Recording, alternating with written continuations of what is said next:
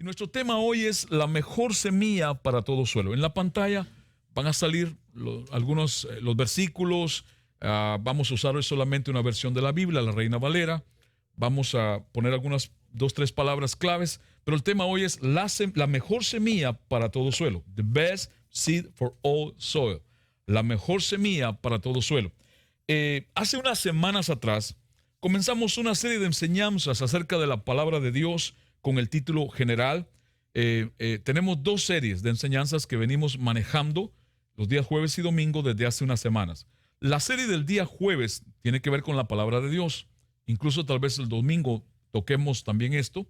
Y el tema general de esta serie de mensajes se llama Mantente en la palabra de Dios hasta que Él venga. Debajo de esa serie hemos ya hecho tres diferentes enseñanzas o predicaciones. Una de ellas se llama Dedicarse a la palabra de Dios nos beneficia. Eso fue hace dos domingos atrás. Dedicarnos a la palabra de Dios nos beneficia. Entonces, esa es parte debajo de la serie Mantente en la palabra de Dios hasta que Él venga. Se refiere a Jesús cuando venga por su iglesia en el rapto. Y la parte de hoy que vamos a continuar debajo de esa misma serie es La mejor semilla para todo suelo. Esos son los subtítulos de estas partes de tanto de hoy, el domingo pasado y el domingo antepasado, para completar tres partes. Entonces vamos a Mateo capítulo 13, verso 1 al 3, y ahí vamos a comenzar. Mateo 13, verso 1 al 3. Dice así la palabra de Dios: Aquel día salió Jesús de la casa y se sentó junto al mar. Y se le juntó mucha gente, y entrando él en la barca se sentó, y toda la gente estaba en la playa. Verso 3. Y les habló muchas cosas por parábolas. Si usted puede repetir conmigo, diga muchas cosas por parábolas. Esta es una palabra importante, es una palabra bíblica, aparece en el Antiguo Testamento, aparece en el Nuevo Testamento, más en los Evangelios con Jesucristo, y es la palabra parábola. Ahora vamos a explicar qué es una parábola.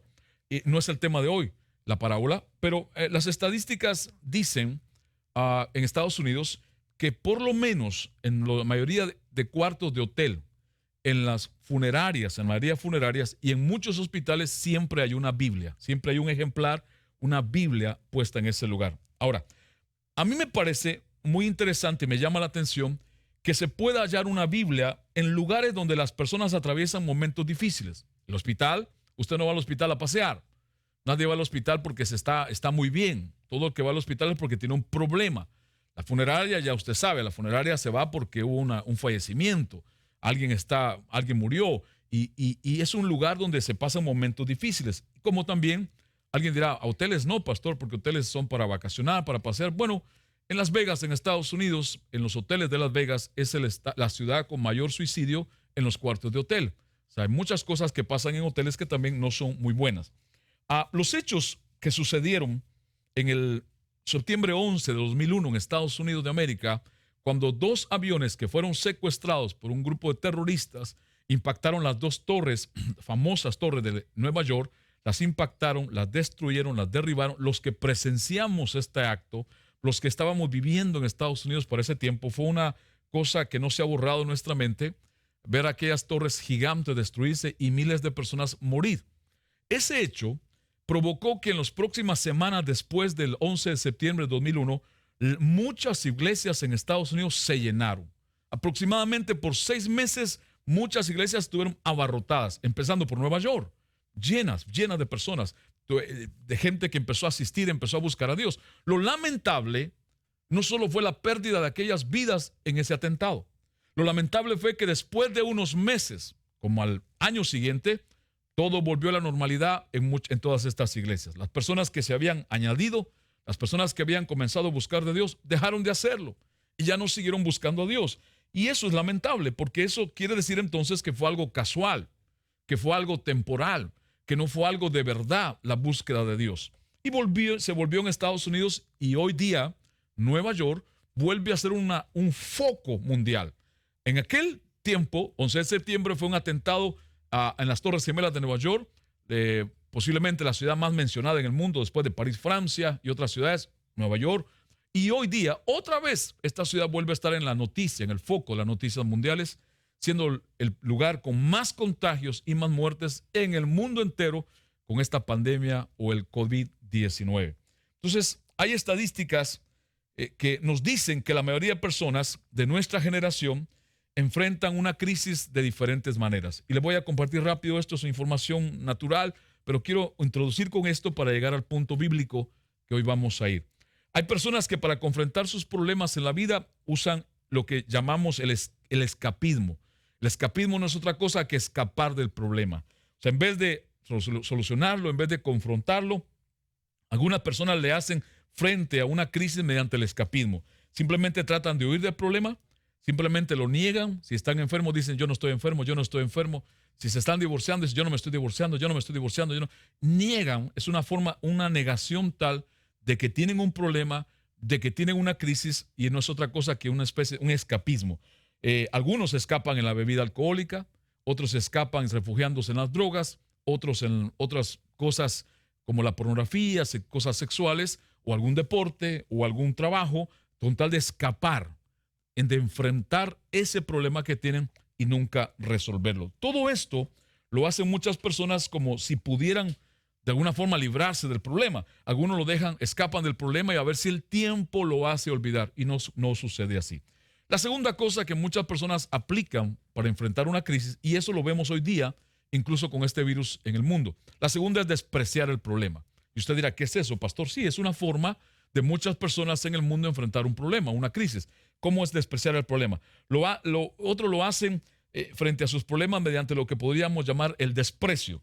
Y esto es, se vuelven a un rechazo total al problema, a la necesidad o la crisis, que realmente los lleva a un estado de amargura, a un estado de furia, de ira a muchos. Algunos han llegado al extremo de enojarse con Dios.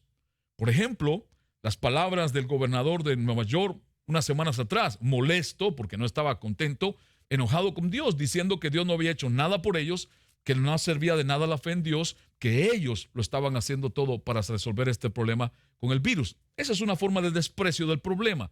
Es un ejemplo de lo que estamos hablando. Para algunos esto lo hacen porque las cosas no resultaron como ellos creían. Y aquí involucra a cristianos, porque algunos que desprecian el problema para enfrentar el problema que tienen, se molestan con Dios o se molestan con la profecía o se molestan con la palabra que les dieron porque las cosas no salieron como ellos esperaban. Entonces, la otra forma que es muy común y muy corriente en el mundo hoy día es enfrentar los problemas a través de la filosofía humanista o el humanismo. Esto es muy popular en las universidades, en los colegios, en los lugares de estudios académicos. Lidian muchas personas sus problemas mediante algo que podríamos llamar la filosofía humanista. Esto es algo que sucede aún en personas en la iglesia y es lamentable. La filosofía humanista es la respuesta que los seres humanos a veces hallan en la asesoría secular. Y no estoy hablando mal de buscar ayuda en los médicos. Yo no estoy diciendo eso. No se vaya a confundir. Damos gracias a Dios por la inteligencia, la capacidad que Dios le ha dado a los médicos. Hoy día somos testigos en el mundo que ellos han sido una gran ayuda a miles de personas contagiadas con este virus. Es más, son los que están al frente de batalla, doctores, enfermeros, algunos han dado su vida. O sea, gracias a Dios por ellos. Gracias a Dios porque aman, tienen una pasión a su carrera, a su profesión, a su llamado. Yo no fui llamado a ser médico ni enfermero, pero muchos fueron llamados y hoy día, más que otras veces, estamos viendo ese llamamiento, esa carrera siendo usada. Entonces, no estoy hablando mal de buscar ayuda en estos medios. Me refiero a cuando la persona pone toda su confianza total a estos medios seculares. Por ejemplo, a libros seculares que hablan de matrimonio, que hablan de finanzas, libros seculares que hablan de los hijos. Estoy hablando de libros escritos por personas que no creen, no confían en Dios. Es un medio secular de asesoría para ayudarse con los problemas. De aquí tenemos muchos programas de televisión que hablan de matrimonios, que no sé si usted ha visto. A mí me da hasta vergüenza verlos, no me gusta, no los veo, porque no encuentro nada que me edifique. Personas que van delante de una corte, eso es público en televisión, una jueza o juez, y exponen sus problemas ahí. Que la Chencha me dijo, que Mario me dijo, que me engañó con la Tomasa, que me robó esto. Llevan todos sus problemas en público, la gente vota, la jueza decide, y todo el mundo contento o no contento a exponer sus problemas personales a una televisión. ¿Para qué? Por dinero será. Porque muchos están ganando a través de esto. O sea, es una forma, una filosofía humanista de enfrentar la crisis o los problemas. Por eso, eso no nos debe sorprender a algunas personas que se llaman cristianos o evangélicos, que se congregan cada semana, otros sirven a Dios, dan sus ofrendas a Dios y que todavía en sus vidas la Biblia no es el primer lugar a donde van a buscar ayuda, sino el último recurso. Tal vez esto no le esté pasando a usted, pero tal vez le está pasando a alguien más. Entonces, una vez más, escapismo, desprecio, humanismo. Pero hay una cuarta forma que ha cobrado auge desde hace muchos años y es muy popular hoy día, y es el acudir a cosas del ocultismo o fuerzas sobrenaturales o lo sobrenatural que no es de Dios. Brujería, hechicería, adivinación, los horóscopos son muy populares. Muchas personas toman decisiones por el horóscopo, consultan su aura, o algunos llegan hasta tener su ángel de la guarda y no hacen nada si el ángel de la guarda no los guía. De aquí incluimos mediums, adivinadores, hay actores de Hollywood, hay gente de dinero, deportistas famosos, sabemos de gobernadores, alcaldes, presidentes que se sirven o tienen en su vida mediums, tienen brujos, tienen hechiceros que son los que consultan para sus decisiones, para protección en su vida, para lo que están haciendo, en lo que están trabajando o ejerciendo. Mucha gente en el mundo, o toda la gente, tiene un deseo dentro de lo sobrenatural. Lo lamentable es que la mayoría no van a la fuente correcta, van a la fuente incorrecta, van a lo que no es de Dios, a lo que no viene de Dios. Entonces hay preguntas, como por ejemplo, ¿a dónde podemos ir a buscar respuesta a nuestros problemas? Hay gente que todavía no lo quiere creer, aún dentro de la iglesia. La Biblia tiene respuesta para todo. Ahora, por favor, no voy a decir, pastor, pero yo fui a la Biblia a buscar cuánto tenía que pagar de renta y no me salió la respuesta. Por favor, no sea extremista. Me refiero a que la Biblia tiene respuesta a los problemas en general que se refieren a la vida diaria de la persona. Matrimonio, familia, hijos, finanzas. Yo no estoy hablando de esos detalles, pero cuando usted lee la Biblia, cuando usted la estudia, cuando usted la comprende por fe, ella le puede revelar cómo poder hacer para tomar una decisión, si rentar ese lugar o mudarse a un lugar es realmente la voluntad de Dios para usted. Entonces, la única verdad real que tenemos es la verdad de la palabra de Dios. Todas las demás cosas que se hallan como en un estado, están como en un estado de flujo, van y vienen como la ola del mar. Lo único que es estable, lo único que permanece, lo único que siempre estará es la palabra de Dios. Entonces, ¿a dónde podemos ir en busca de la verdad absoluta? A la verdad absoluta es solamente la palabra de Dios. Hay hoy día un movimiento en el mundo que dicen que hay una verdad relativa, o sea, es una verdad que puede ser hoy, mañana no puede ser, que para usted puede ser verdad, para mí no. Es una verdad, si es relativa, nunca es absoluta. Y una verdad, si es absoluta, es porque no es relativa. La palabra de Dios es una verdad absoluta. Para toda persona que conoce de Dios, la fuente de la verdad absoluta es la palabra escrita de Dios. Y quiero que me escuche bien esto. ¿Cómo sabemos qué poder hacer? Es la palabra de Dios la que tiene la respuesta, pero suena simple, suena sencillo. El problema está que usted tiene que hacer su parte para poder encontrarse con ella. Ahora, todo lo que nos digan, todo lo que digamos, por muy bueno que suene, por muy bueno que se diga, si no está en la palabra de Dios, es solamente una buena opinión. De ahí, como hemos dicho estos días, si usted se pone a escuchar muchas cosas que se dicen hoy día en el mundo, a raíz de este acontecimiento de la pandemia, usted va a escuchar de todo. Para algunos el fin del mundo ya llegó. Para otros ya Cristo vino y se llevó a la iglesia. Para otros estamos en la tribulación. Para otros son juicios de Dios destruyendo la tierra. Y un montón de cosas. Si eso no está respaldado, así como ellos dicen en la palabra escrita, es una buena opinión, pero no es la verdad absoluta. Entonces, como alguien que comparte con otros la palabra de Dios, en este caso como predicador, como pastor, como mentor, si usted el caso suyo, si es un mentor de otros, usted como padre a sus hijos, cuando nosotros somos personas que Dios nos permite compartir su palabra a otros, hacemos uso de estadísticas y a mis manos llegó hace muchos años una estadística absoluta que habla de aquellas personas que tienen la oportunidad de ser expuestos a la palabra de Dios y que no siempre la creen, no siempre la reciben, no siempre le dan el valor que ella tiene, ni es una prioridad en sus vidas. Y esta estadística muestra unos porcentajes, una información que conste que no fuimos nosotros ni los hombres que la dimos, sino Dios mismo. Y dice que el 25%, escuche bien, yo sé que usted lo sabe, el 25% de las personas que oyen la palabra de Dios responden con obediencia a ella. El 25 solamente. Y esto lo dijo Dios. No lo dije yo, ni un reverendo, ni un apóstol, ni un profeta. Dios lo dijo a través de Jesús. De cada 4 personas que oyen la palabra de Dios, solo una persona la obedece. Ahora, esa estadística la dio Jesús y no dijo allí, no dice que iba a cambiar. La dio como una estadística permanente. Esto es muy duro decirlo, muy difícil decirlo, pero es una verdad. Ahora, una de cada 4 personas, pastor, que en la palabra de Dios la creen, la reciben y son los únicos que hacen algo con ella, así mismo es. Una de cada 4. O sea que el 75% de las personas que oyen la palabra de Dios no hacen nada con ella. Se pierden la bendición de que ella haga la diferencia en sus vidas. ¿Acaso la Biblia tiene un reporte de estadísticas, pastor? No exactamente un reporte de estadísticas, pero tiene palabra y tiene cifras y tiene números que son la verdad absoluta. Y ahora lo vamos a ver, porque esta es una historia que Jesús contó, un relato de una parábola que Jesús compartió, que aparece en Mateo capítulo 13, aparece en Marcos 4 y aparece en Lucas 8. Y es la conocida como la parábola del sembrador. No sé si usted la ha leído o la ha escuchado. Y Jesús nos comparte acá esto. Jesús daba ilustraciones. Hubo un tiempo que alguien me hizo un comentario hace años atrás, de que era un poco exagerado de nuestra parte para enseñar la palabra, usar pantallas y colores y palabras y figuras y subrayar y marcar.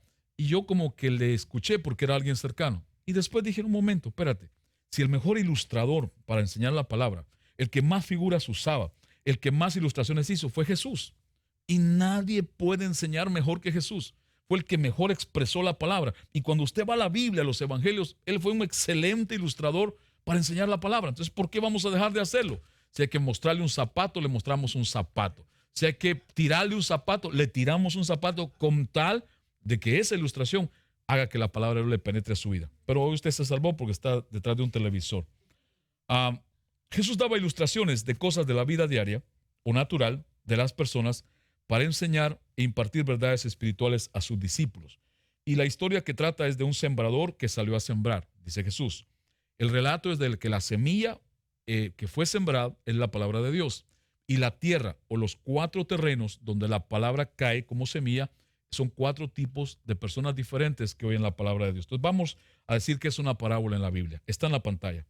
¿Qué es una parábola en la Biblia? La palabra parábola, su significado principal es comparación. Comparación. ¿Qué quiere decirme, pastor?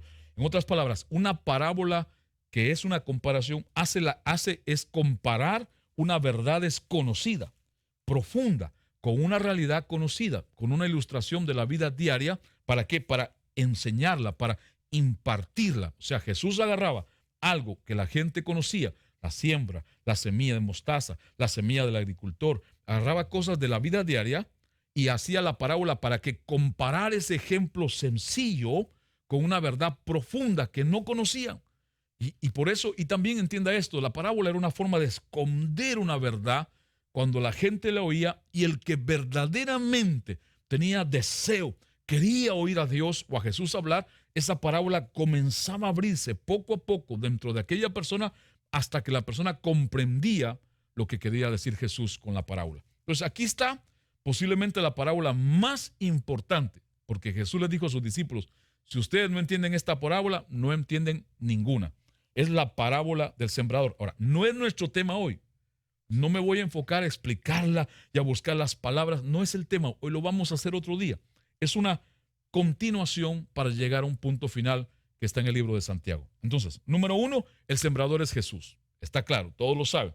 El sembrador es Jesús. Ahora, hoy día, después que Jesús murió y resucitó, toda persona que predica la palabra de Dios, que enseña la palabra de Dios correctamente, es el sembrador también en este caso. Pero el sembrador original es Jesucristo. Número 2, la semilla es la palabra de Dios. Número 3, la tierra o suelo representan diferentes tipos de personas que oyen la palabra de Dios.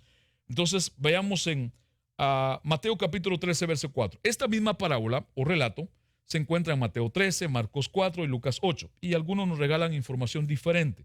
Hoy vamos a leer Mateo 13. Mateo 13, verso 4. Y mientras sembraba, parte de la semilla cayó junto al camino y vinieron las aves y la comieron. Mientras que, mientras sembraba, parte de la semilla cayó junto al camino. ¿Y qué dice la Biblia?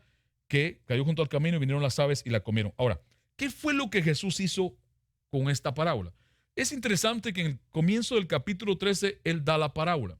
Y del verso 18 en adelante, casi al final, Él explica lo que la parábola significa. O sea, Jesús mismo no los dejó sin entendimiento. Les explicó qué quería hacer esa parábola. Entonces usted ve o puede leer la próxima parte, que es lo que dice ya Mateo 13, versos 5 al 8. Veamos rápidamente, vamos a ver los 4 tipos de lugares donde la semilla cayó. Primero entonces dice que cayó junto al camino. Diga conmigo, junto al camino. Dice que la que cayó junto al camino, ¿qué sucedió? Las aves vinieron y se la comieron. Número 2 dice en el verso 5 y 8, otra parte cayó en pedregales, donde no había mucha tierra y brotó pronto porque no tenía profundidad de tierra, pero salido el sol se quemó y porque no tenía raíz se secó. Esos versos 5 y 6. La tercera parte o la tercer tipo de tierra está en el verso 7. Dice y esta parte cayó entre espinos. Diga conmigo, entre espinos. Y los espinos crecieron y la ahogaron. Y el verso 8 dice, y una parte cayó en buena tierra y dio fruto, cual 100, cual 60 y cual 30 por uno. Ahora, quiero que observe algo y quiero que me escuche los próximos minutos. ¿Conoce a usted a una persona que ha endurecido tanto su corazón para no recibir la palabra de Dios? Piense, pero empiece pensando por usted mismo, porque tal vez en alguna etapa de nuestra vida cristiana, si hemos nacido de nuevo, pasamos por ahí. Ahora, ¿quiénes son, según la explicación que Jesús va a dar, los de junto al camino?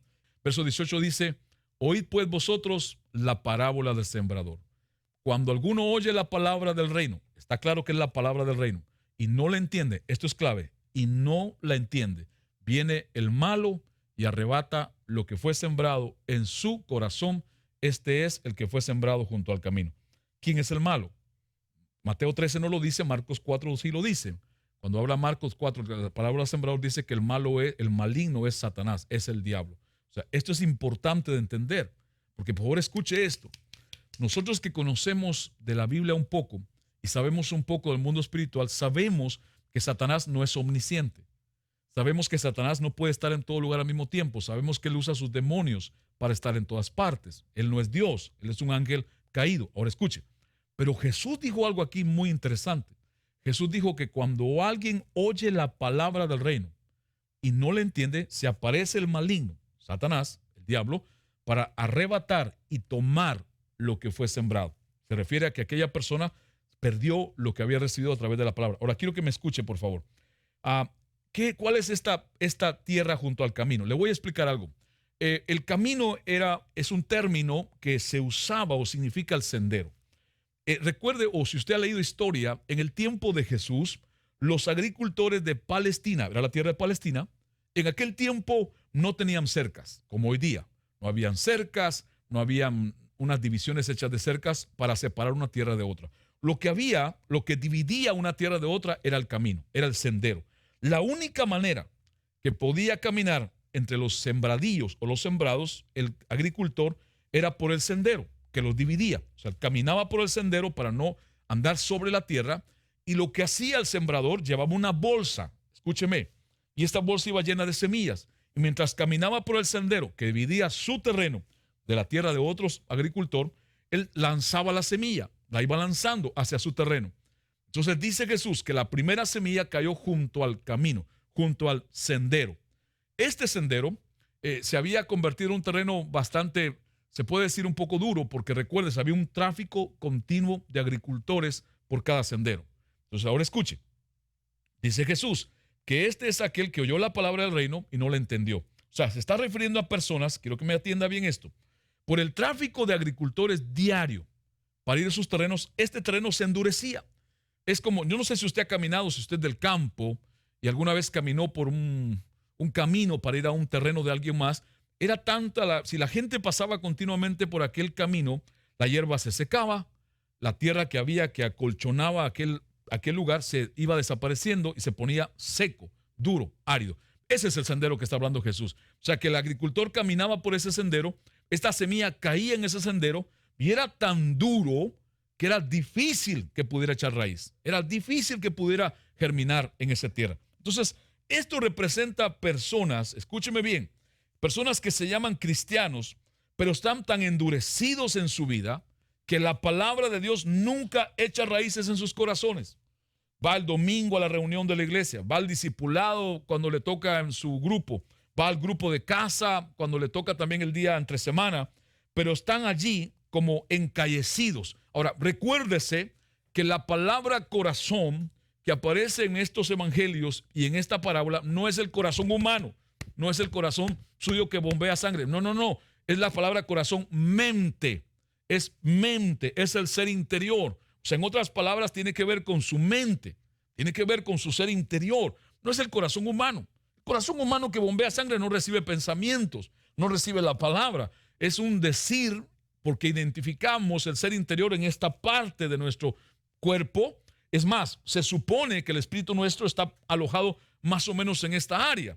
Pero lo importante es entender que la palabra de Dios, esta persona cristiana, creyente, va a la iglesia, la oye, pero hay algo endurecido en su mente, algo endurecido en su corazón que no la recibe, no produce o no echa raíz en ella.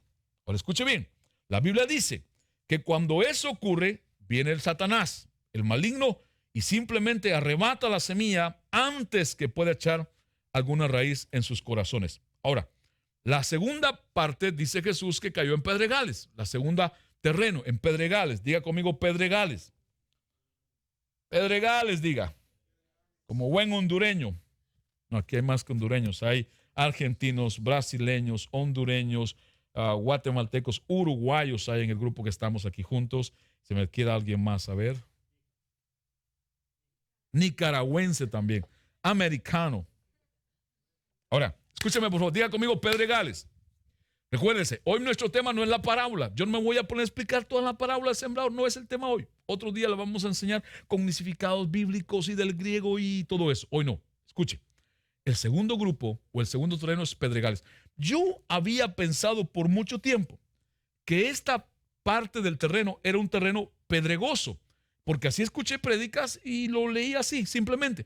Pero me di a la tarea de investigar. Me puse a buscar información, escritura de agricultores del tiempo de Jesús en Palestina. Escúcheme, pedregales, un terreno pedregoso, era un suelo que tenía, no era un suelo que tenía muchas piedras, como hemos pensado. Usted escucha pedregales y piensa que es un terreno lleno de piedras. No, escuche, este es un concepto importante. En la región de Palestina, que Jesús se está refiriendo a la parábola del sembrador, había una gran parte del terreno que nada más tenía encima una pequeña, ligera capa de tierra cultivable. Escúcheme, estaba la tierra rocosa, pura roca, era roca, no era tierra, y encima tenía una pequeñita capa de tierra cultivable. Esta es la tierra en pedregales. Dice Jesús, la semilla cae allí, pero como tiene tan poquita tierra cultivable, no puede echar raíz, no penetra, no tiene suficiente tierra y no penetra. Ahora quiero que me atienda. Nosotros tuvimos con mi esposa la bendición, el privilegio de estar en Israel. Lo vi por videos, escuché tanta gente hablar, pero cuando estuvimos ahí, Israel es un lugar rocoso, árido. Ahí no hay una hierba como la que usted está. No. Para encontrar hierba es algo sobrenatural. O sea que Jesús está hablando de un terreno rocoso. Es más, ¿sabía usted que los judíos allá en Israel no dicen que Jesús fue carpintero? Los que creen en Jesús. Dicen que Jesús fue constructor. Porque madera no había, la traían del Líbano. O sea, dicen ellos que, y cuando fuimos a ver la casa de Pedro, donde Jesús pasó más tiempo que en otras casas, no hay ningún pedazo de madera, todo es pura piedra, desde abajo hasta arriba, columnas de piedra, mesas de piedra, sillas de piedra. O sea, Jesús usó piedra para construir. Entonces, el terreno de este que se refiere a la Biblia era una roca todo. Y encima tenía una pequeñita capa de tierra en la cual se podía cultivar. Pero como era tan fina, la semilla no podía germinar, no podía echar raíces. La Biblia dice que cuando hay esta clase de problema, no hay raíz que pueda crecer. Entonces el sol sale y por supuesto, la semilla se queda afuera, el sol se la quema. Esta es la persona que viene a la iglesia, oye la palabra de Dios, dice que la recibe con alegría, grita, canta, danza, puede ser, no está mal hacerlo, permite que entre algo de la palabra dentro de ella, pero no piensa en ella, no le pone cuidado, no la valora, no la atiende, no la escucha más, y esto hace que la palabra no eche raíz. Este es el tipo de persona que viene a la iglesia por conveniencia. Es el tipo de persona que oye la palabra de Dios, que se predica y enseña y piensan en lo que han oído un poco de tiempo, pero cuando ve los problemas, cuando se levantan situaciones de la vida diaria, como alguien que se acaba de convertir a Cristo, no sé si a usted le pasó. Hay personas que yo he conocido que me dicen, yo mejor me hubiera quedado en el mundo, me iba mejor, nada más me convertí a Jesús y se me levantó el infierno entero. Eso es lo que está hablando ese tipo a veces de situaciones, que se levanta el mundo entero, oyen palabra, pero cuando ven los problemas y ven todas las cosas, entonces mejor se apartan de ella y ya no le dan valor ni le dan el lugar que le corresponde. Ahora veamos el otro tipo de terreno. Dice Jesús, entre espinos. Diga conmigo, entre espinos. Diga, entre espinos. Y dígale al que está a su lado, si tuviera un espino, te despierto con él.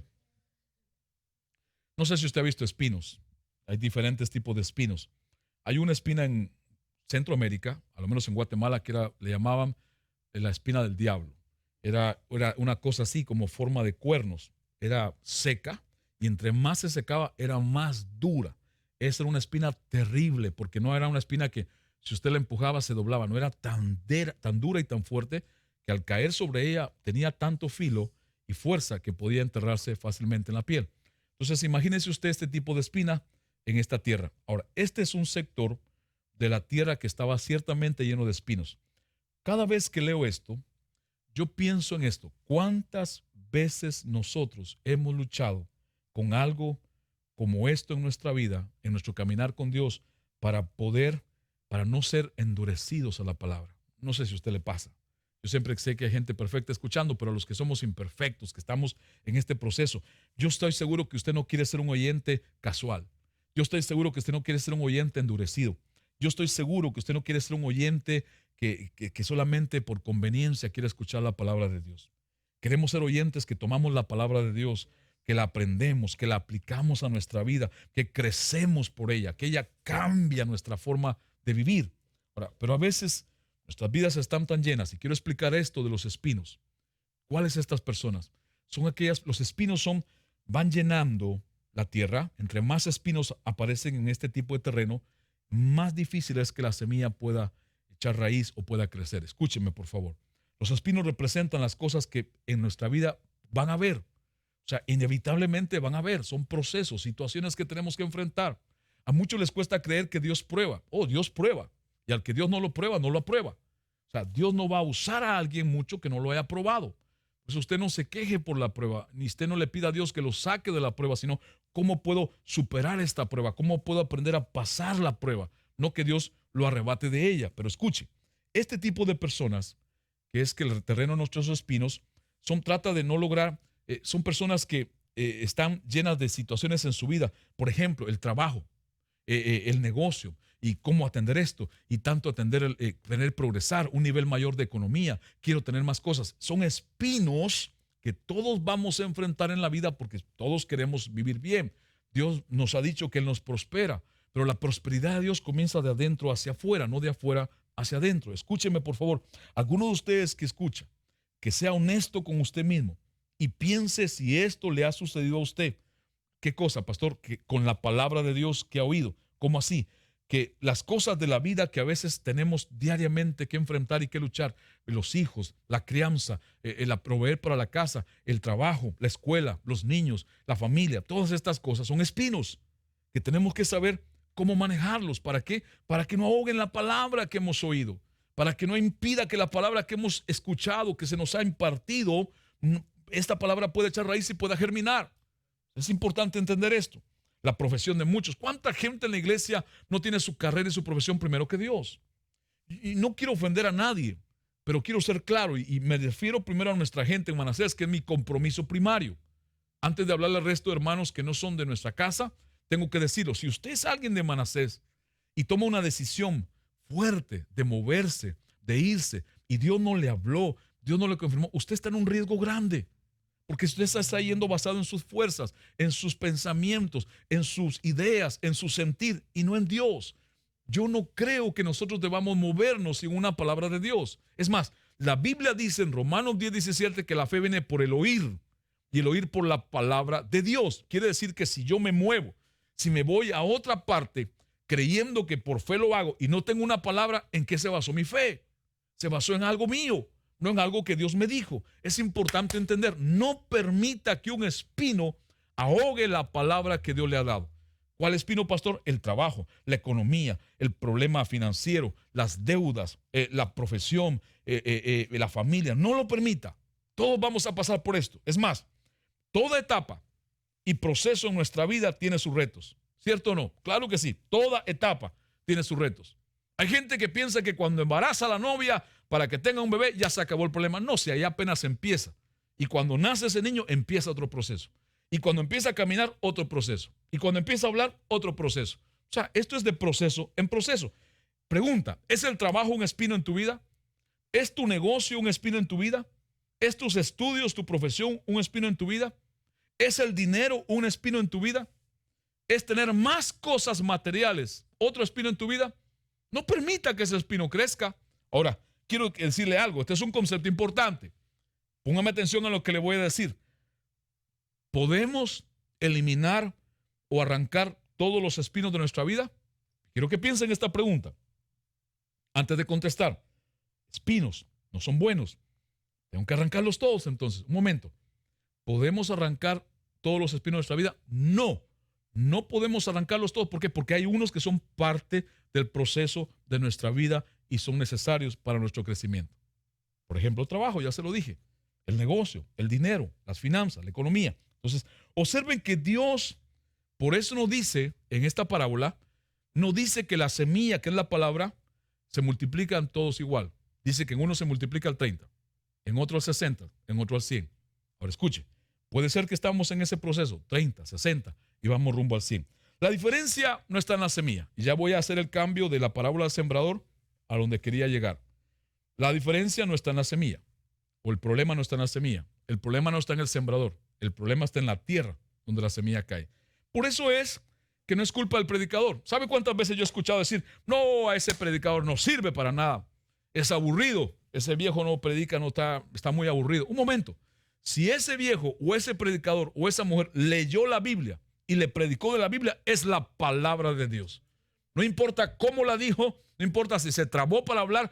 Si usted tiene hambre de ella, usted la agarra, usted la absorbe, usted se la lleva y la arrebata. Pero la gente quiere emoción, mucha gente quiere gritos, mucha gente, si no hay gritos, si no hay mucho movimiento, no está bueno el mensaje. Si la palabra de Dios es la que se predica, como sea transportada ya es otra cosa, pero si es la palabra de Dios, es la verdad absoluta que usted necesita oír. ¿Sabe qué aprendí hace mucho tiempo de un predicador, a quien respeto y admiro mucho, de hace muchos años, cuando era jovencito? Él me dijo, tienes que ser como una grúa.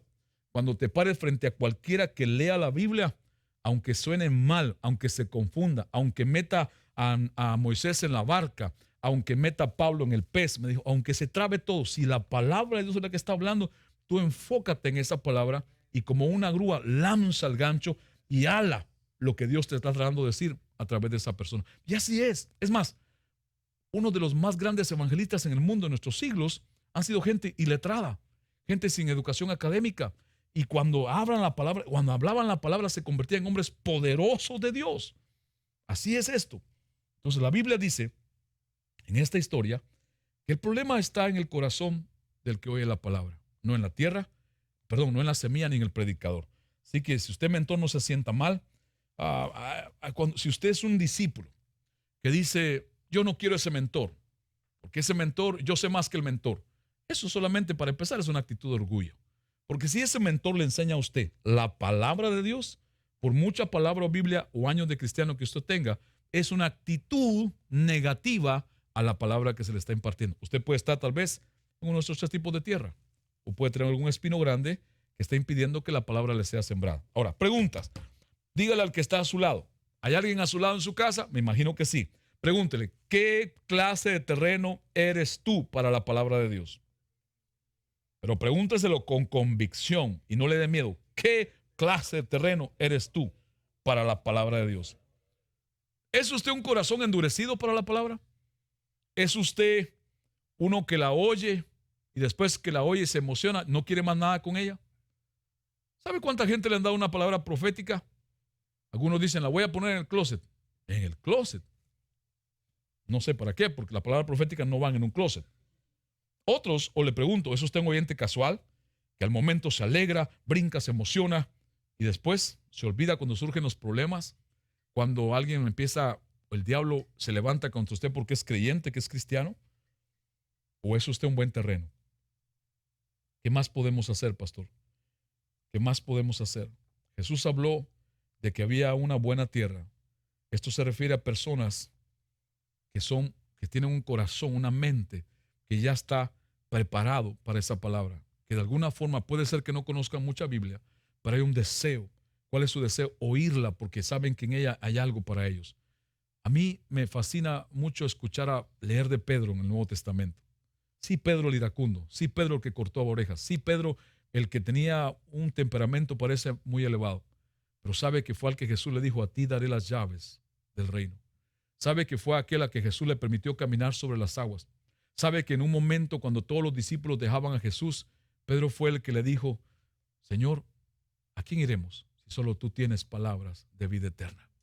Sabe que fue aquel que cuando Jesús resucitó y están en la playa, ellos vienen hacia la playa y él está cocinando pescado, se bajan, él les da de comer pescado, le dice a ese Pedro 3 veces, Pedro, ¿me amas? Pedro, ¿me amas? Pedro, ¿me amas? Y Pedro le contesta, sí, Señor, yo te amo.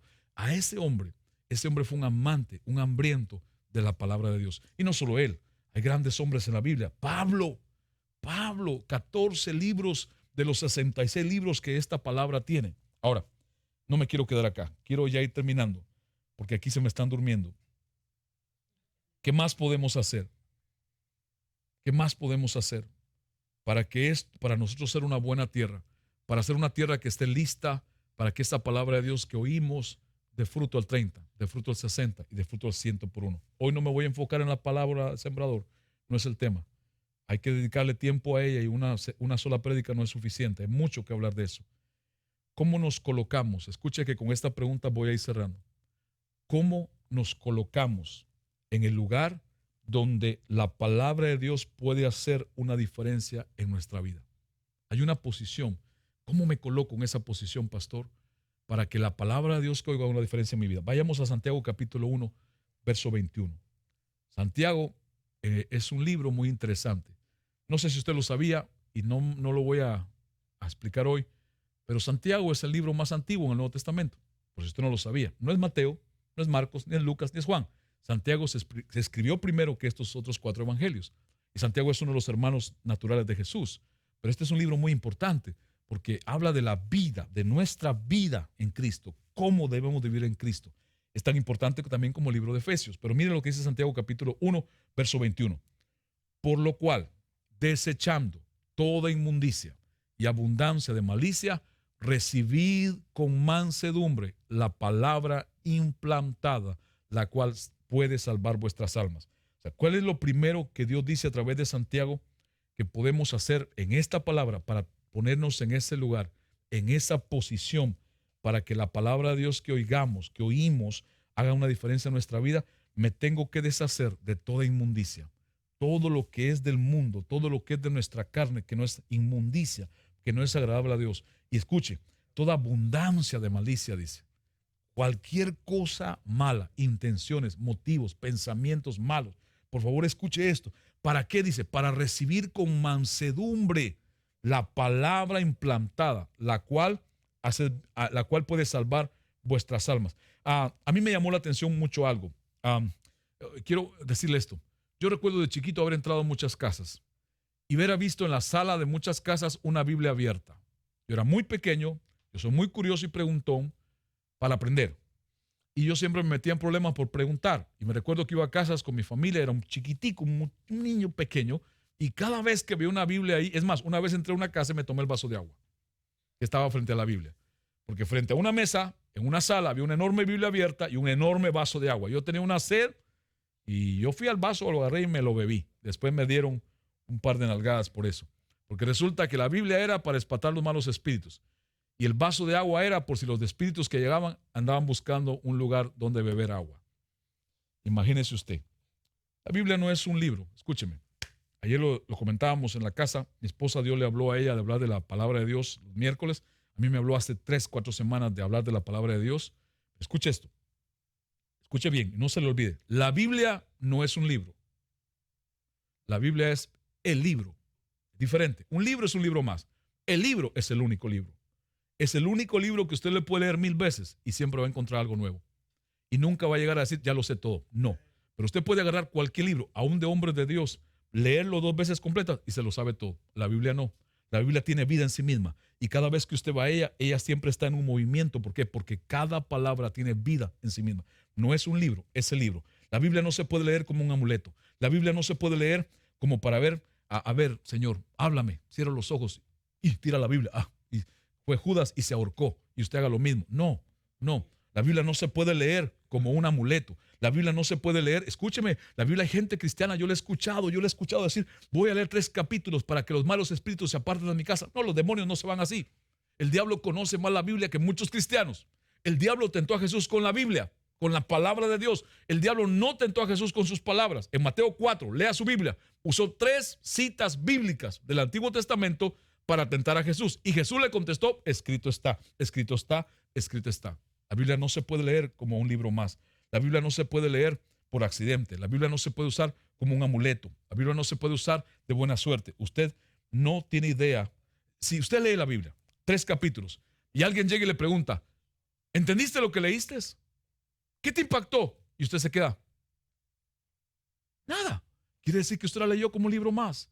Pero cuando usted la lee con hambre, cuando usted busca en ella la vida que le ofrece, no hay ninguna bendición al recitar las palabras de la Biblia. Cómo me choca oír gente que repita y repita y repita como un loro. Si usted no entra esta palabra de verdad en su espíritu, en su corazón, si no penetra su mente, si no le hace cambiar de forma de vivir, si ella no transforma sus pensamientos, si usted no la cree para cambiar su forma de vida, escúcheme, la puede repetir 1000 veces que no va a producir ninguna bendición en su vida. Porque no es un libro de repeticiones. Es la palabra viva de Dios. El diablo hace todo lo posible para alejar nuestra mente de la palabra de Dios y llevarnos a otras cosas. Hace mucho tiempo, escuché a un hombre de Dios, ya partió con el Señor, y él compartió hace muchos años atrás en un congreso, diciendo que en los seminarios bíblicos más grandes de Estados Unidos en los últimos 50 años, donde los predicadores más grandes de este país de la palabra de Dios han pasado por ellos, se les recomendaba siempre un libro secular para estudiar la Biblia. Cuando yo escuché esto me llamó la atención, entonces me senté a oír y a anotar. Y él dijo, hay un libro secular titulado ¿Cómo leer un libro? Su autor es Mortimer Adler. Mortimer Adler. Y este libro fue escrito hace muchos años atrás y fue un bestseller. Escuche, es un libro secular, no es cristiano. ¿Cómo leer un libro? Este autor dice, y le parecerá algo raro porque es de pastor, para estudiar la Biblia tengo que leer este libro. Escuche, a mí me llamó la atención. ¿Por qué a hombres que han sido grandes predicadores en este país, cuando fueron a sus seminarios bíblicos, cuando fueron a sus escuelas bíblicas para graduarse de predicadores, este era un libro de trabajo que les dejaban leer? Pero encontré la razón. Porque este hombre escribió en este libro cosas muy interesantes. Escuche, él dice, Morty dijo que ninguna persona lee algo por lo que vale a menos que esté enamorado de quien se lo escribió. Y el ejemplo que usaba Morty era un joven enamorado que recibió una carta de la persona a quien amaba. Dice que este joven fue avanzando en el tiempo y llevaba esa carta a toda. Y recuérdese usted cuando fue joven. Ya había lapiceros, ya había papel, ya había tinta. ¿Alguna vez recibió usted una carta de amor? De verdad, cuando estuvo enamorado, no ese amor platónico que hay a veces en muchas personas. ¿Se acuerda usted de esas primeras notas que le dejaron la persona tal vez con la que se casó? Que usted la tenía guardada, la ponía en el refrigerador, la ponía en el carro, la ponía en almohada. Este Morty dice, dando el ejemplo de un joven enamorado, que leía la carta todo el tiempo. La carta estaba tan vieja, tantas veces que la abría y la cerraba, la abría y la cerraba. Dice que el joven leía palabra por palabra. Es más, dice que este joven buscó diccionarios para buscar en el diccionario qué significaba cada palabra que aquella persona que la amaba le escribió. Querido, ¿qué significa querido? Amado, ¿qué significa amado? Tenía un tal deseo y nunca se aburría de leerla. Uno de los mejores ejemplos para leer la Biblia es estar enamorado de quien la escribió. Este mismo hombre, Mortier, contó la historia o el relato de un niño y su mamá, una mujer soltera, divorciada, con un hijo pequeño. Llegó del trabajo, su niño sale a recibirla y el niño le dice: mamá, mamá, mamá, hoy jugué al cartero. La madre le dice: oh, qué bueno, pero ¿cómo hiciste para jugar del cartero? Y el niño le dijo a su mamá: pues mamá, yo fui a la cómoda que está en tu cuarto, donde tenías guardadas hace tiempo un montón de cartas sin abrir, amarradas con un cordel, las agarré, las fui a todo el barrio y eché una en cada buzón. En otras palabras, las cartas de amor que la que era su madre recibió desde que era tal vez la novia o enamorada de su esposo, que ya no era su esposo, nunca las leyó, nunca las abrió. Y el niño, jugando de cartero, las repartió por todo. Tenga cuidado si usted tiene un niño curioso. Tenga cuidado si usted tiene cartas guardadas de amor que nunca ha leído de su esposo, que era su novio antes, porque de pronto que su niño o su niño lo van a repartir por el barrio. El autor de aquel libro, Cómo leer un libro, dijo estas palabras, y es muy interesante lo que dijo. Dijo: si todas las personas leyeran los libros que necesitan leer para su preparación en la vida, como este joven enamorado leía esa carta, tendríamos una sociedad de gigantes mentales. Ahora escuche, no me interesa tanto lo que dice lo secular, pero me interesa esta parte. ¿Se ha puesto usted a pensar qué pasaría con la iglesia de Cristo si todos leyéramos la Biblia enamorados de verdad del autor? ¿Qué clase de iglesia tendríamos? Pero no ese es el caso, porque las estadísticas dicen que solamente en América de un 18 a un 22% de cristianos que asisten a una iglesia leen la Biblia. 18 al 20%. O sea, 80% se pierde la bendición. Pero ¿sabe una cosa? Jesús lo dijo. Jesús profetizó. El 25% solamente del 100% que escuchen esta palabra son los únicos que van a hacer algo con ella. Yo quiero que si usted puede anotar en su teléfono, en su casa, esta palabra. Escúcheme, la palabra de Dios debe llegar a ser parte de quién es usted, qué hace usted y qué tiene usted. Escúcheme, si usted es un buen terreno, usted es una persona que lee la palabra de Dios, la escudriña. ¿Para qué? Para que ella sea parte de usted en estas tres áreas. ¿Quién es usted? ¿Qué hace usted y qué tiene usted? Cuando la palabra de Dios se hace parte de esas tres áreas de su vida, usted es un creyente que está creciendo por ella, que está madurando por ella. ¿Quién es usted? ¿Qué hace usted y qué tiene usted? Ustedes que son de esta casa Manasés saben que en esta iglesia somos hambrientos de la palabra de Dios. Ustedes que son parte de esta iglesia Manasés, que Dios nos ha dado el privilegio de ser parte de ella, saben que nosotros no sabemos mucho de la Biblia. Es más, sabemos poco. Y por eso buscamos y buscamos y buscamos más de ella. Ustedes saben que por eso cuando la enseñamos y la predicamos, no nos basta una versión, ni dos, ni tres. Buscamos 4, buscamos 10, buscamos 18 versiones. ¿Por qué? Porque tenemos hambre de esta verdad. Sabemos que aquí hay algo de Dios para nosotros que hace la diferencia en nuestra vida. Queremos absorberla, queremos comerla, queremos toda completa, que nada se quede fuera. Aquí buscamos que la verdad de cada palabra de Dios penetre en nuestra mente, penetre en nuestra alma, penetre en nuestro corazón, penetre en nuestro cuerpo y llegue hasta nuestro espíritu. Santiago capítulo 1, verso 22. Dice: pero sed hacedores de la palabra, no tan solamente oidores, engañándose a vosotros mismos. Escúcheme lo que le voy a decir. Esa palabra engañarse tiene una relación con una palabra que significa jugar con uno mismo. Pastor, ¿qué me está diciendo? Si usted solamente la lee, si usted solamente la escucha, pero no la hace, usted está jugando con usted mismo. ¿Jugando con qué? Jugando con su propia vida, con su propia alma, porque el verso anterior a este dice que esa palabra que es implantada puede salvar su alma. O sea que la salvación está de por medio. No basta solamente la fe en Dios, hace falta palabra de Dios. En un tiempo en que estamos viviendo, que estamos en los últimos tiempos de la Biblia, escúcheme, no basta solo la fe en Dios, hace falta palabra de Dios. Es más, la fe viene por el oír y el oír de la palabra de Dios. Dice Santiago 1:22, en otras palabras, que Le podemos llamar a esto obediencia y aplicación de la palabra de Dios. ¿Por qué decimos esto, pastor? Por lo que dice el verso 23 al 25. Y no se me duerma. Dice el verso 23 al 25 de Santiago 1. Porque si alguno es oidor de la palabra, pero no hacedor de ella, este es semejante al hombre que considera en un espejo su rostro natural. Porque el que se considera a sí mismo y se va, observe, el que se considera a sí mismo y se va, y luego olvida cómo era.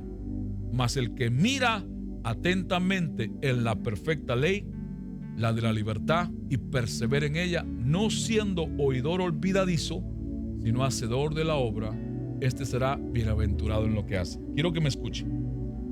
Ya vamos a ir terminando, ya vamos a orar. Yo le iba a decir ya, no se vaya, pero si usted está en su casa, no se vaya a dormir tal vez. Escúcheme, por favor. Déjenme contarles algo muy interesante. En el tiempo de que Santiago está hablando, no tengo uno acá, no lo traje, se me olvidó traerlo. Nosotros hoy día usamos lo que llamamos espejos. Las mujeres conocen los espejos mejor que nosotros. Yo siempre le digo a la gente, cómprese uno bien grande en el baño de su casa. No ponga un espejo chipi así de este tamaño, uno grandote. Pero escuche, en el tiempo de que Santiago habla, no habían espejos de piezas de vidrio con un sello por atrás. Escúcheme, los espejos del tiempo de Santiago y de Jesús eran metales pulidos. Eran unos metales pulidos. No se colgaban en las paredes. Escúcheme, hermanas, no se colgaban. ¿Sabe qué se hacía? En una casa había un espejo. Era un enorme metal pulido. No sé si usted ve una película de una bruja mala que con Blancanieves, yo no me recuerdo ni cómo se llama, pero la vi un día con mis hijas, y la mujer mala se paraba frente a una cosa de metal grande así que estaba recostada en un mueble, y se paraba y le decía: espejo, espejo, dime cuál es la más bella de este reino. Pero en ese tiempo que Santiago habla, no había un espejo en la pared de cristal, era un metal pulido, y entre más se pulía, eran de cobre regularmente, era cobre, para sacarle brillo, se ponía sobre la mesa de la casa. O sea, que la persona que quería verse en ese espejo, eso es lo que habla Santiago. Santiago no está hablando de nuestro tiempo ahora. Santiago está hablando de su tiempo. La persona se tenía que sentar en la mesa, tenía que agarrar con sus dos manos el plato aquel enorme, aquella pieza de metal pulido, poner su rostro y tratar de ver bien concentrado. ¿Por qué? Porque no era cristal, no era un espejo de vidrio, de cristal, era metal pulido. Y no era nítida la imagen. Tenía que ver atentamente para ver si se veía bien. En otras palabras, pastor, ¿qué me está diciendo? ¿Sería usted capaz, en la mañana se despierta, se pone frente a su espejo, despeinado, pelo parado, la hermana, la muchacha, la mujer toda mal pintada, con la raya por acá, el crayón de labios que le llega hasta la oreja, con una cosa pegada de que cuando durmió y no se lavó? ¿Usted sería capaz de ir a la calle así? ¿Ir a su trabajo? ¿Al colegio? No, para eso es el espejo, para que antes de salir de casa, es difícil que se va a la calle sin pasar por el espejo, a menos que no tenga pelo y haga nada más así ya. Pero las mujeres no se van a la calle sin pasar por el espejo. Si se ven algo mal en el espejo, mire, se paran frente al espejo y se arreglan, se quitan esto, se ponen el otro, el pelito, la pestaña, que el pelo parado. Y también nosotros los hombres. A mí me costó hoy asentar este pelo. Se me ocurrió lavármelo en la mera tarde y le daba y tuve que echarle blower y spray para ponerle forma. O sea, me valí de un espejo para poder venir acá y que usted me vea así mejor o más o menos. Pero escuche, lo que Santiago está diciendo es: usted se pone, cuando oye la palabra, es un espejo.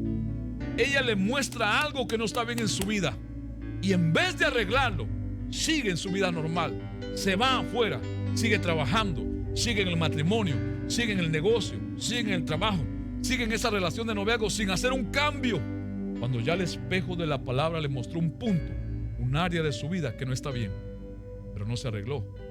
Usted no sería capaz de salir todo despeinado, toda mal pintada a la calle, pero sí se atreve a salir en su vida diaria cuando el espejo de la palabra le muestra cosas en su vida que no están bien. A eso se refiere Santiago. La palabra es un espejo que todos los días nos tenemos que parar frente a ella para que nos muestre qué áreas de nuestra vida no le gustan a Dios. Si usted se preocupa tanto por su peinado, yo conozco mujeres, hermanas, y qué bueno, si no tienen un poquito de color en la cara, no salen. Uy, ¿qué van a decir? Uy, ¿cómo me ven? Y si el vestido que usaron, es más, es difícil que se repitan el mismo vestido en una semana. Tienen una memoria, pero usan el espejo para ir a verse también. ¿Usted no ha ido a un espejo? Si es una hermana, mire, le da vuelta al espejo 360 grados. Los hombres no miramos nada más esta parte casi.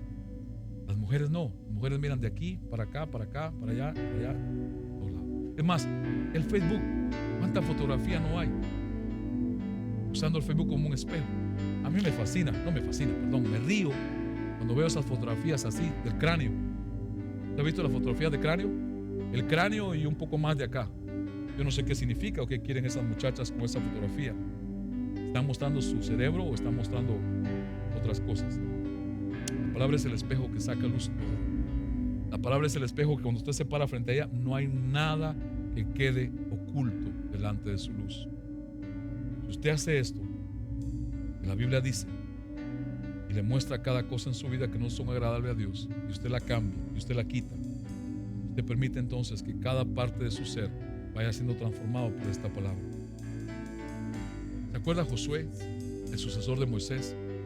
Dios le dijo 3 veces a Josué, 3 veces le dijo, esfuérzate y sé valiente. Pero mire dónde le pidió su esfuerzo. A veces pensamos que cuando Dios le dio este mandamiento a Josué era que fuera valiente con la espada y matara a todos los enemigos. Era un tremendo guerrero. Pero la instrucción de Dios fue, esfuérzate y sé valiente en hacer lo que mi palabra dice. En hacer lo que mi palabra dice. Es más, Dios le dijo a Josué una palabra tan poderosa. Le dijo, si tú haces lo que ella dice, tú harás prosperar tu camino y todo te saldrá bien. ¿Habrá alguien que me oye, que me escucha, que quiere prosperar en todo? Yo quiero prosperar en todo. ¿Usted quiere prosperar en todo? Hay que hacer lo que la palabra dice. No solo oírla, hacerla, aplicarla, vivirla, aceptarla, recibirla, comerla. Y por el tiempo voy a cerrar con esta ilustración y esta escritura. Salmo 119, verso 105. Salmo 119, verso 105. Dice la palabra de Dios, tu palabra es lámpara que guía mis pasos, luz que alumbra mi camino. Tu palabra es lámpara que guía mis pasos, que alumbra mi camino. Quiero que me escuche, le hago esta ilustración. Imagínese que usted, un señor que tiene un tesoro, le dice a usted, quiero contratarte y tu trabajo va a ser entrar por este túnel. El túnel mide 1 milla de largo. El túnel no tiene luz ninguna, está totalmente oscuro, es una oscuridad total. Y este hombre poderoso, dueño de un gran tesoro, le dice, quiero que tu trabajo va a ser caminar por este túnel y llegar al final. Y cuando llegues al final, te voy a pagar con parte del tesoro que me pertenece. Quiero que me escuche. Y usted se para en el túnel, ve para allá, una oscuridad total. Ni siquiera puede ver 3 pasos adelante de usted. Y el dueño de aquel lugar o aquel hombre importante le dice, toma una lámpara, le entrega una lámpara en su mano. Usted enciende la lámpara y la lámpara solamente le da luz al paso que usted va a dar. Entonces usted viene y le dice al hombre, no, yo no voy a ir. Si a mí no me alumbran todo el túnel, si no me ponen luz a los lados, luz arriba y luz abajo, y yo no puedo ver el final alumbrado del túnel, yo no me voy a mover. Entonces el hombre le dice, muy bien, si no te mueves, entonces no sirves para esto. Pero en tu mano tienes una lámpara que alumbra un paso. Usted da otro paso, alumbra otro paso, otro paso, otro paso. Usted sabe que hay un final a donde la luz de esa lámpara, paso a paso, poco a poco, le va a llevar. No da la luz para llegar al final. La luz no llega hasta alumbrar al final, pero es paso a paso lo va acercando al final. Eso hace la palabra de Dios. Cada vez que usted hace lo que una palabra de Dios le dice, si usted no hace lo que una verdad de Dios le dice, Dios no le va a dar más verdad. Pero si usted tiene hambre y deseo de ella, la palabra de Dios es capaz de hacer la diferencia en su vida. Póngase de pie en esta noche donde quiera que esté, en su casa, en su hogar. Si está en su carro, no se me vaya a poner de pie. Pare el carro, parquéese un momento si quiere, siga manejando, pero si está en casa, póngase de pie ahora mismo. Vamos, repita conmigo esta oración. Póngase de pie, papá, mamá, joven, hermano, hermana. Póngase de pie y diga, Padre Celestial, oigo tu palabra y la recibo como tu palabra. Ahora mismo yo te pido perdón. Yo me arrepiento. Si yo he sido un corazón endurecido para recibir tu palabra, Si yo he permitido que las cosas de esta vida, los afanes, trabajo, la economía, la familia, los estudios, los problemas hayan crecido como espinos y no hayan dejado que la palabra que oí no diera fruto, perdóname. Yo te pido perdón si yo he permitido que otras cosas, otras personas hayan robado lo que tú me has dado con la palabra. Yo quiero ser buena tierra. Yo quiero ser una tierra fértil que con tu palabra dé fruto al 30, al 60 y al 100 por uno. Ahí con sus ojos cerrados, puesto de pie. Si usted es una persona que nunca le ha entregado su vida a Jesucristo, si usted es una persona que nunca ha creído que es necesario que le pida perdón a Dios por sus pecados, la Biblia dice, la palabra de Dios, que todos los hombres pecamos contra Dios. Todos necesitamos arrepentirnos de nuestro pecado. La paga del pecado es la muerte. El regalo de Dios es Jesucristo. Ahí mismo donde usted está, si usted quiere ser perdonado, no es religión lo que la Biblia ofrece, es relación con Dios como Padre suyo, pero es solamente a través de Jesús. Jesús es el camino, Jesús es la verdad y Jesús es la vida. Nadie puede ir a Dios sino solamente por Jesucristo. Si usted quiere hoy hacer esta oración por primera vez, o segunda o tercera vez, si quiere volver a comenzar con Dios como hijo, repita esta oración conmigo. Cierre sus ojos, diga: Padre Celestial, creo con mi corazón, confieso con mi boca que Jesús es tu Hijo. Señor Jesús, me arrepiento de todos mis pecados. Perdóname. Te abro mi corazón para que entres a mi vida, seas mi Señor y Salvador. Hoy me reconcilio contigo. Gracias, Jesús, por recibirme así como estoy. Amén y amén. La palabra de Dios dice que cuando el pueblo de Israel estaba enfermo en un tiempo pasado, dice que Dios envió su palabra y los sanó. Pero en el Nuevo Testamento, bajo el nuevo pacto, se presentó Jesús, y el Evangelio de Juan lo presenta como el Verbo que se hizo carne. El Verbo, la parte que tiene la acción, la palabra de Dios que se hizo carne. Jesús en la Biblia es reconocido como el Logos de Dios, no solamente el Rema. Yo sé que el Rema es importante, yo sé que buscamos una revelación, pero el Rema depende del Logos, porque todo Rema debe estar respaldado en el Logos. El libro de Apocalipsis capítulo 19 dice que cuando Jesús venga por segunda vez a la tierra y todos sus santos con él y los miles de ángeles vengan con él y él descienda a la tierra a tomar lo que le pertenece, dice la Biblia, y el Verbo de Dios vendrá sobre un caballo blanco. El Verbo, el Logos, la palabra escrita. Satanás tentó a Jesús con la misma palabra de Dios, porque el mismo diablo sabe el poder que hay en ella. El mismo Satanás conoce lo que la palabra de Dios significa. Él, aunque un tiempo la conoció, nunca la usó para cambiar su forma de vida, y se convirtió de un ángel querubín, protector de la verdad de Dios, en un diablo, en un demonio, en un Satanás.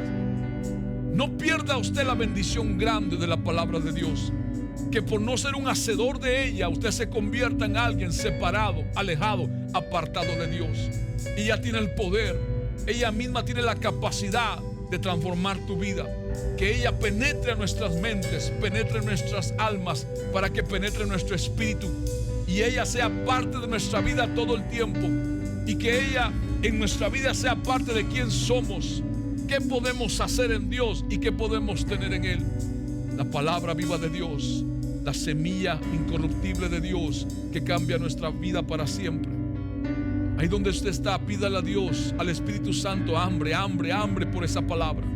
Padre, en el nombre de Jesús, echamos fuera todo espíritu de maldad, echamos fuera todo espíritu de engaño, echamos fuera todo espíritu donde nos enseñaron en algún momento tu palabra con engaño, con mentira, con falsedad. Padre, todo espíritu de error que haya venido detrás de una enseñanza, detrás de una impartición, detrás de una predicación, aún de una profecía que no vino de tu espíritu, echamos fuera todo espíritu de engaño, Padre.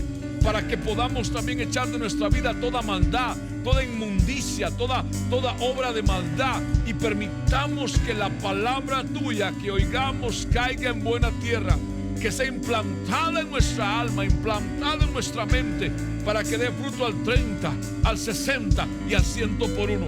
Pide la ayuda al Espíritu Santo. Dile: Espíritu Santo, ayúdame a leer la palabra. Revélame en ella cómo estoy. Dile al Espíritu Santo: muéstrame mi condición, muéstrame mi corazón, muéstrame en ella cómo está mi vida ahora. Ella tiene el poder, como un espejo, de mostrarte cada área que a Dios no le agrada. Padre, te damos gracias por tu palabra. Apreciamos, la valoramos. En esta casa valoramos tu palabra.